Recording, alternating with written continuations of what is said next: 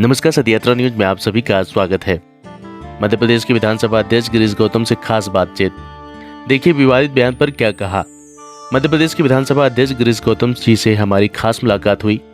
आपको बता दें कि विधानसभा अध्यक्ष जी विंध्याचल दर्शन करने के दौरान उनसे बातचीत का अवसर प्राप्त हुआ। इंटरव्यू के दौरान रामचरितमानस पर किए गए टिप्पणी पर भी अपनी प्रतिक्रिया दिया। सदयात्रा न्यूज से आशुतोष शर्मा की खास खबर। धन्यवाद जी नमस्कार, मैं सत्यात्रा न्यूज़ से मैं हूँ आशुतोष शर्मा। आज मैं मिर्ज़ापुर जनपद के गेस्ट हाउस में उपस्थित हूँ। यहाँ पर आज हम आपको एक ऐसे दिव्य से मिलवाने जा रहे हैं जो कि मध्य प्रदेश के स्पीकर हमारे साथ हैं। जी बहुत बहुत स्वागत है आपका हमारे चैनल में। बहुत बहुत धन्यवाद। जी मान्यवर, हम आपसे जानना चाहते हैं कि आप जो है छात्र नेता पहले थे, फिर आप वकील बने, फिर लगभग 17 वर्षों के बाद आप जो है स्पीकर बने हैं। कैसा आपका सफ़र रहा ये? मैंने छात्र राजनीति 1970 से शुरू की। कॉलेज के यूनियन के चुनाव लड़ते थे, फिर नगर पालिका के लड़े, 80 से विधानसभा का लड़ना चालू किया। जी। और विधायक हूँ, करीब 20 साल पूरे हो रहे हैं विधायक बनने में। इस दरमियान में पार्टी ने एक जिम्मेदारी दी है स्पीकर का, और मध्य प्रदेश विधानसभा के स्पीकर होकर के जो हमारी ड्यूटी, हमारा कर्तव्य, उसका निर्वहन कर रहा हूँ। मान्यवर, विधानसभा सत्र जब चलता है उसमें सत्ता पक्ष भी होते हैं, विपक्ष भी होते हैं, तो कैसे उनको मोटिवेट करते हैं आप? अब अपना एक सामंजस्य बनाना हमारा काम ये है कि एक तरह से संचालक की भूमिका में विधानसभा को चलाना। कैसे चलना वो तो अब वहाँ वर्तमान स्थिति क्या परिस्थिति पैदा हो तो उसके हिसाब से करते हैं। कई बार जैसे विधायकों को ये आता है कि हमको समय नहीं मिलता। इस बार हमने जो अविश्वास प्रस्ताव सरकार के खिलाफ आया था मध्य प्रदेश में, हमने 16.5 घंटे विधानसभा लगातार चलाई। जी, वही मैं आपसे पूछने जा रहा था कि आपके कार्यकाल में 16.5 घंटे लगातार विधानसभा चलने का रिकॉर्ड बनाया। और लगातार लगभग आपके कार्यकाल में 5 बार जो है 12 घंटे से अधिक जो है सत्र हाँ, चला जैसे है। अभी 11 बजे शुरू किया, जी 11 तो 12:40 रात तक चलाया। जी। और फिर सुबह 11 बजे से फिर शुरू कर दिया, तो करीब 1:30-2 बजे तक चलाया। जी, मैं आपको बता दूं कि ये जो 16.5 घंटे विधानसभा सत्र चला है मध्य प्रदेश का सबसे बड़ा रिकॉर्ड है, और वो रिकॉर्ड जाता है आपके ये गिरीश गौतम जी के नाम से। जी लास्ट प्रश्न आपसे है कि विधानसभा चुनाव काफ़ी करीब है, इसी दिसंबर 23 में शायद होने वाला है, तो क्या तैयारी चल रही है? ये करीब उनके लिए होता है जो केवल 5 साल में एक बार आते हैं। हम 5 साल में बराबर बने रहते, इसलिए हमको करीब दूर से कोई लेना देना नहीं। माँ विंध्यवासिनी का दर्शन करने के लिए आप आए हुए हैं सर? मैं जब भी मुझे मौका मिलता है माता विंध्यवासिनी का आशीर्वाद लेने आता हूँ, और अच्छा लगता है। और इसलिए उनका, क्योंकि हमारी विधानसभा सत्र 27 फरवरी से होने वाली है, इसलिए मिर्ज़ापुर आने का मौका मिला, तो इसी कारण से माता विंध्यवासिनी के दर्शन भी हो।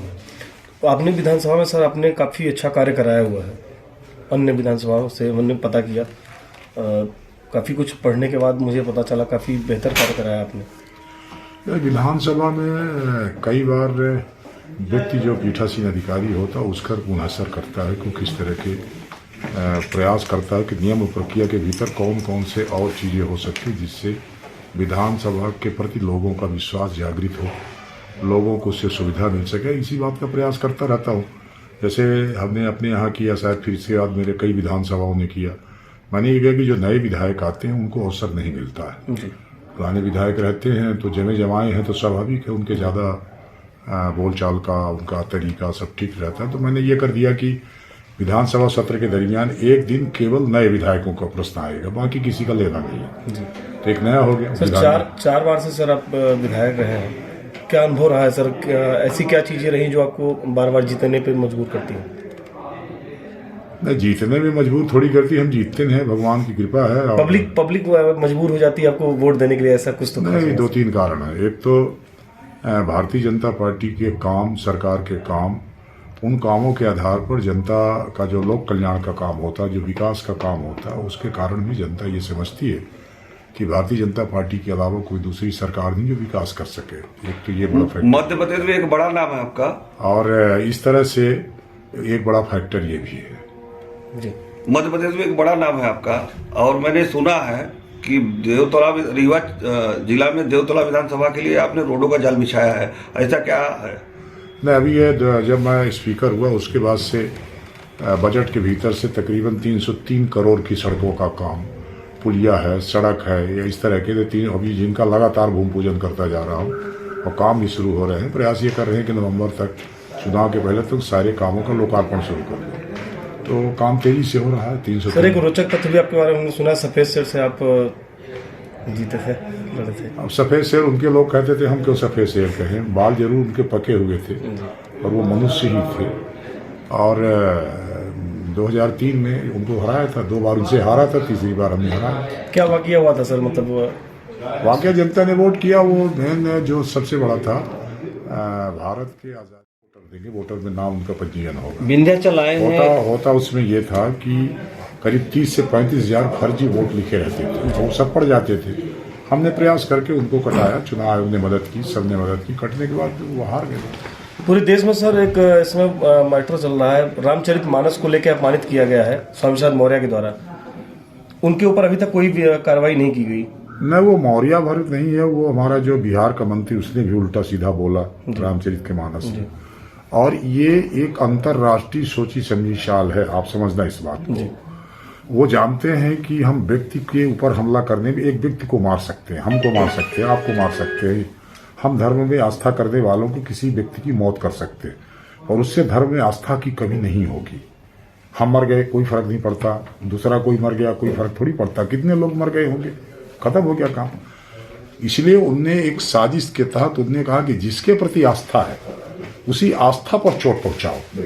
तो जब वो आस्था को तोड़ देंगे तो शायद ये धर्म को नुकसान पहुंचा सकते हैं। इसलिए हमारे रामचरितमानस पर उन्होंने हमला किया, भगवान राम पर हमला किया, वो भगवान कृष्ण पर हमला कर रहे हैं। और ये लगातार एक हमला थोड़ी हो रहा है। आखिर कौन सी वजह ये, जैसे कई बार आता हो आप देखते होंगे कि लोग कहते हैं कि जैसे नाम बदलते हैं। नई शिक्षा पद्धति जो मोदी जी लाए उसके भीतर से हमने ये प्रयास किया कि हमारे इतिहास को जानो ना, मुगलों के इतिहास के जान के क्या करोगे। और जब उनके नाम का परिवर्तन होता तो कहते साहब वो नाम क्यों परिवर्तन हो रहा है। अरे तो जिसका नाम होगा, मान ले किसी मुगल बादशाह के नाम कोई सड़क हो गई, कोई महल हो गया, तो जब मुगल नहीं थे तो किसके नाम रहा होगा? तो उन्होंने तो परिवर्तन करके ही किया होगा ना। तो परिवर्तन करके किया तो हम परिवर्तन कर रहे हैं, तो इसमें कौन सी बुराई कर रहे हैं। इसलिए हम ये चाहते हैं कि हमारी जो संस्कृति है, हमारी जो परंपरा है, उसको जानने की आवश्यकता है। सर मध्य प्रदेश से आप आते हैं, ऐसे में छतरपुर के बाबा बागेश्वर बाबा को लेकर काफी टिप्पणियां की जा रही हैं। वो उसी एक हिस्सा है। जैसे मैं कह रहा हूँ, सनातन धर्म पर हमला, हमारी आस्थाओं पर हमला, हमारी चीजों पर ये प्रयास करना किनको, तो उसी का एक हिस्सा वो बागेश्वर धाम भी है। पूरे देश में आए हैं। विंध्य कॉरिडोर जो है इस समय काफी पूरे देश में फेमस है, क्या कहना चाहेंगे? हाँ बढ़िया, ये तो बहुत सुंदर बना, अभी तो देख के आया, बढ़िया निर्माण कार्य है। अब इससे सुंदर क्या हो सकता है। यदि हमारे मध्य प्रदेश में आप कहीं उज्जैन आइए, हमने महालोक बनाया है, बेहतरीन कर दिया। पहले मंदिरों की व्यवस्था ये होती थी कि तो सकरे रास्ते होना, ये होना, ये सब था। अब वो सरकार या संस्थाएं या ट्रस्ट मिल करके ये प्रयास कर रहे हैं कि और चौड़ा करके सौंदर्यीकरण उसका कर दिया जाए, तो बहुत अच्छा, इससे अच्छा क्या हो सकता है।